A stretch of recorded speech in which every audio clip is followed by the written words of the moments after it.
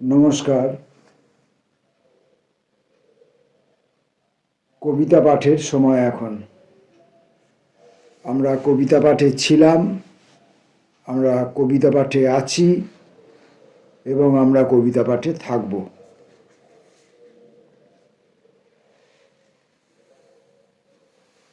অমন অরব কেন তুমি? অকস্মাৎ এই প্রশ্নে কবি স্বয়ং অকথ্য পরিমাণ জলে অকুল। অবর্ণনীয় এক অবসাদ তাকে অবাক করে তোলে।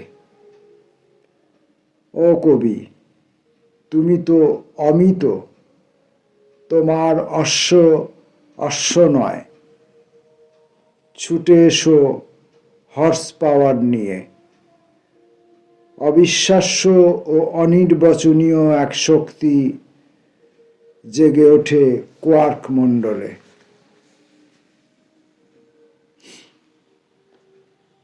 কবিতাটির নাম ছিল অশ্বশক্তি।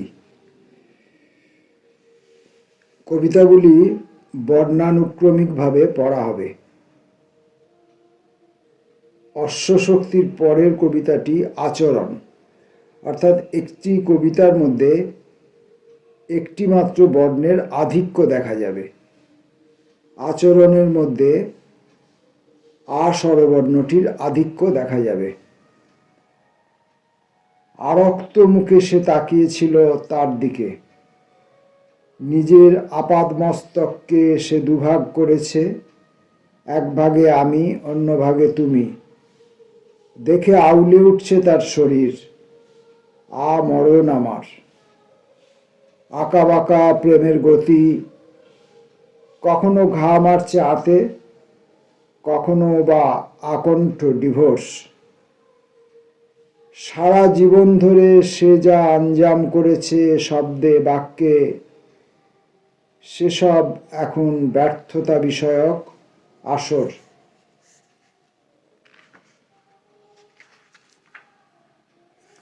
কবিতাটির নাম ছিল আচরণ।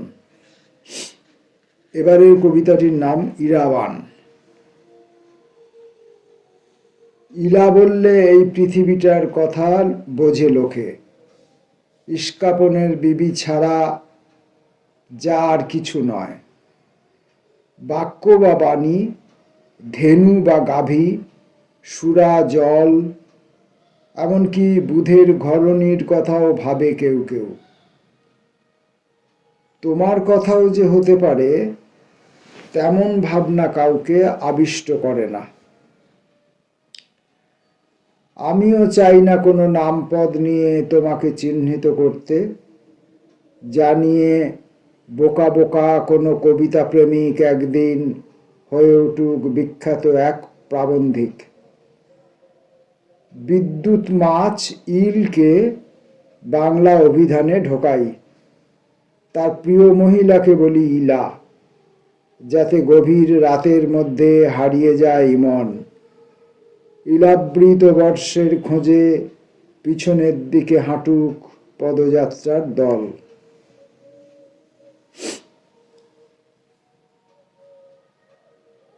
পরের কবিতাটি ঈর্ষা। ঈষৎ ঝুঁকেছিলাম ঈশ্বরীর দিকে। সে যে আমারই সৃষ্টি। আমার এই ইহ যদি অনীহা হতো তোমরা খুশি হতে, কিন্তু আমি তার খোঁজ করিনি। খোঁজের সারথি হতে না চাওয়া আমাকে উল্লেখযোগ্যতা থেকে দূরে সরিয়ে দিয়েছে। জীবনের বৃত্তাকার পথে যত দূরে সরে গেছি, বারবার ঈষৎ নিকটবর্তী হয়েছি তার দিকে। ঈশ্বর আমাকে সন্দেহের চোখে দেখে তাই।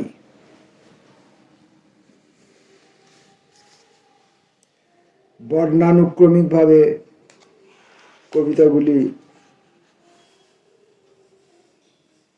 লেখা হয়েছে বা সাজানো হয়েছে এবং এক একটি বর্ণ, এক একটি কবিতার মধ্যে এক একটি বর্ণের আধিক্য দেখা যাচ্ছে। বাকি কবিতার বাকি যা কিছু কন্টেন্ট, কবিতার কাব্যগুণ, এসব আপনাদের বিবেচ্য বিষয়।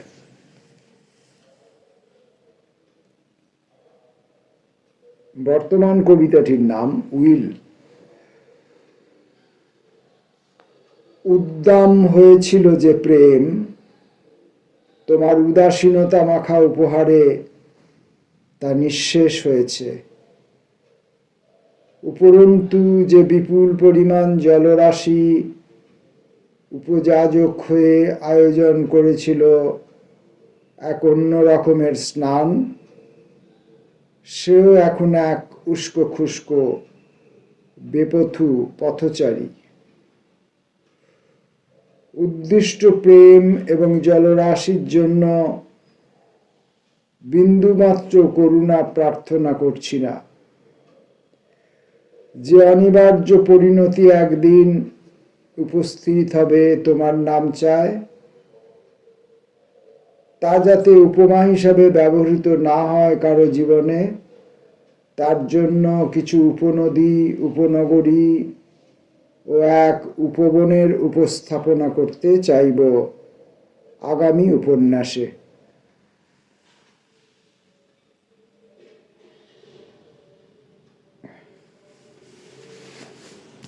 আমরা বর্ণানুক্রমিক এই কবিতা পাঠে কয়েকটি বর্ণপাদ অতিক্রম করে আর একটু পিছনের দিকে যাই।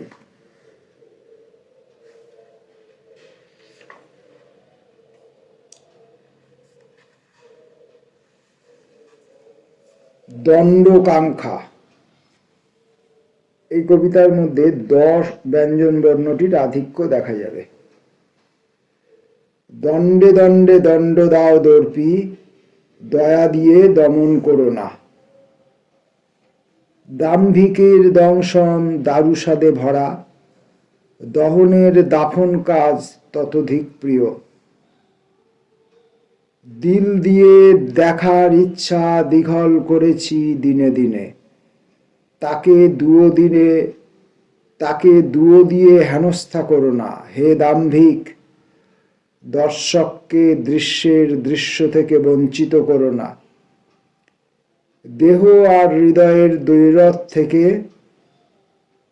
মুক্তি অর্জনের শক্তি দান করো, দ্বিধা দিয়ে দূষিত করো না।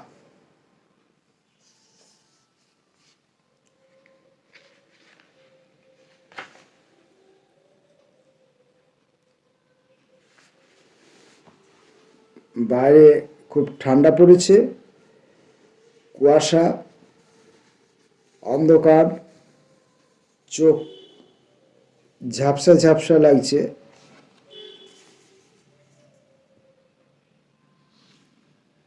আমরা অন্য একটি বর্ণের মধ্যে যাই। দন্তস্ব, সম্পর্ক।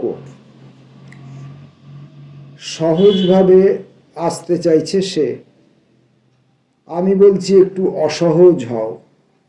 সংঘারামে সমাগম নয়, প্রকাশ্যে নয়, সঙ্গোপনেও নয়, একটু নতুনভাবে এসো। সংরাগ সঙ্গত যদি না হয় সঙ্গমে, ব্যবহৃত সড়ক ছেড়ে ভিন্ন পথ তৈরি করে নাও। সফেদ না হলে না হও, একটু সফেন হও আরো। সময়ের মতো সরল হয়ে সে আসুক চাই না, সময় তার বক্রতাকে চিনুক, আমি তাকে সায়র স্নান দেব।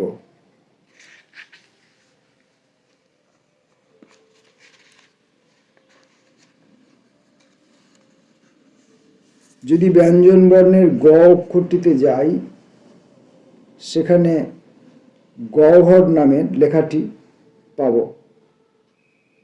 গ্রামোফোনে বাজছিল গহ্বর জানের গজল। কোনো এক গলি রাস্তার গহন থেকে যে গন্ধ ভেসে আসছিল, গম রঙের অক্ষরে তোমার নাম ছাপা ছিল সেখানে।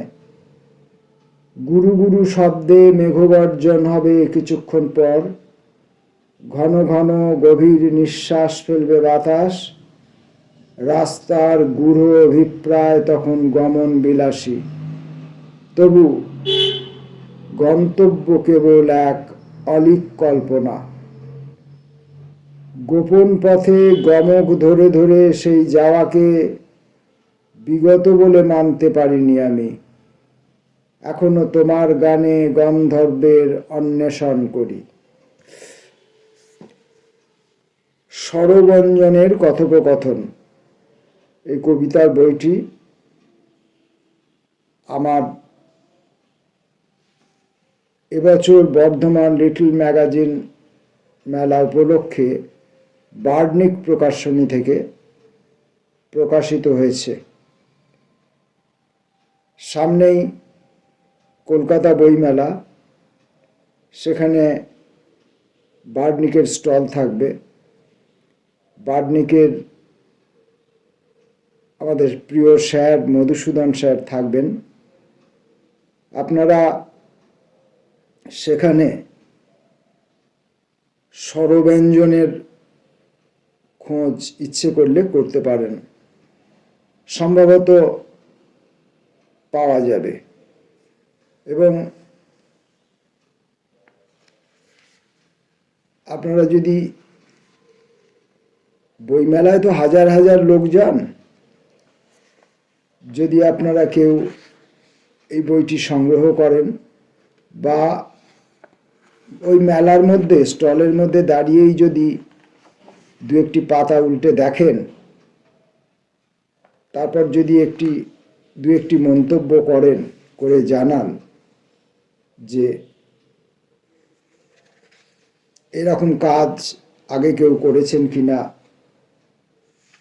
আমার কাজটি করে থাকলে আমার কাজটি তাদের থেকে ভিন্নতর হয়েছে কিনা, কিংবা আদৌ এগুলো কবিতা হয়েছে কিনা, বা আদৌ এই কাজটির কোনো প্রয়োজনীয়তা ছিল কিনা, এগুলো যদি জানান তাহলে আমি উপকৃত হব। আরেকটি কবিতা পড়ি, ছন্ন। ছি ছি এবং ধন্য ধন্য, এছাড়া মধ্যবিত্তের অভিব্যক্তি নেই কোনো।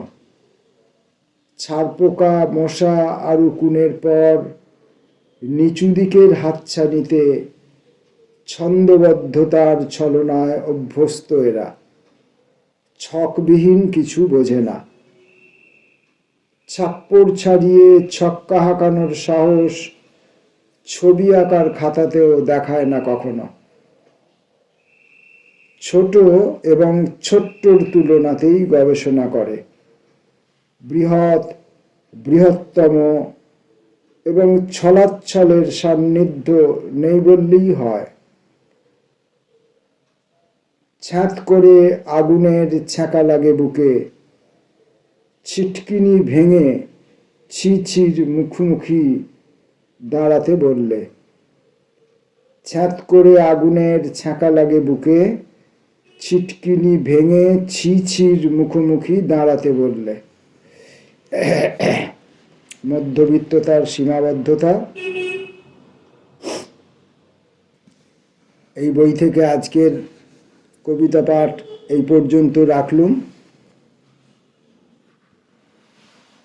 নমস্কার সবাইকে।